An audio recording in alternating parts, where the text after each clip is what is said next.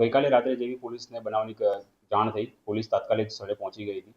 ત્યારબાદ joint CP સાહેબ, in charge CP સાહેબની સૂચના અનુસાર અમે લોકોએ અલગ અલગ વિવિધ ટીમો બનાવી, જેમાં ડીસીબીનો સ્ટાફ હતો, ઝોન 3 ઝોન 4ની એલસીબી સાથે હતી અને તથા પોલીસના બી સ્ટાફની અલગ અલગ ટીમો બનાવી ટેકનિકલ સર્વેલન્સ અને હ્યુમન ઇન્ટેલિજન્સ ગેધર કરી અને ગણતરીના કલાકોમાં તમામ આરોપીને પોલીસે સમયસર પકડી પાડેલ છે તથા ફરિયાદીની વિગતે ફરિયાદ નોંધવામાં આવી છે. જરૂરી યોગ્ય બીએનએસ અંતર્ગત કલમો લગાવીને કાર્યવાહી હાથ ધરવામાં આવી છે.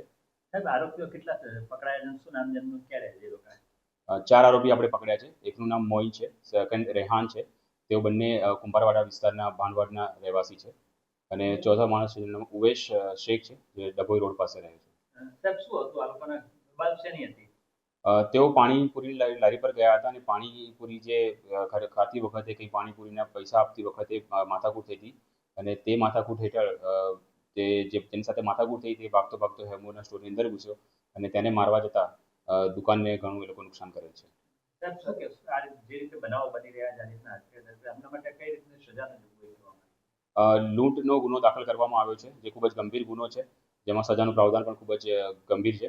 તો પોલીસે કડકમાં કડક કાર્યવાહી કરી છે અને જે તપાસ કરવામાં આવશે તેમાં પણ એકદમ વ્યવસ્થિત તપાસ કરવામાં આવશે કે જેથી લોકોને 100% કન્વિક્શન થાય.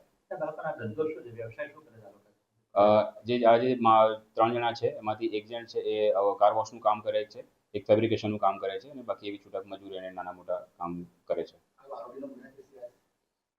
હા, રિહાન કરીને એક માણસ છે, એનો કરેલી બાગમાં અને ગોરવામાં ગુના દાખલ થયેલા છે અને હજુ પણ ઊંડાણમાં પોલીસ તપાસ કરી રહી છે, જેથી અમે વધુમાં વધુ સખ્ત કાર્યવાહી કરી શકીએ. જૂના ગુનાને ધ્યાનમાં રાખીને પાછા પરની જે પણ અમારી કાર્યવાહી કરવાની થતી હશે એ અમે જરૂરથી કરીશું.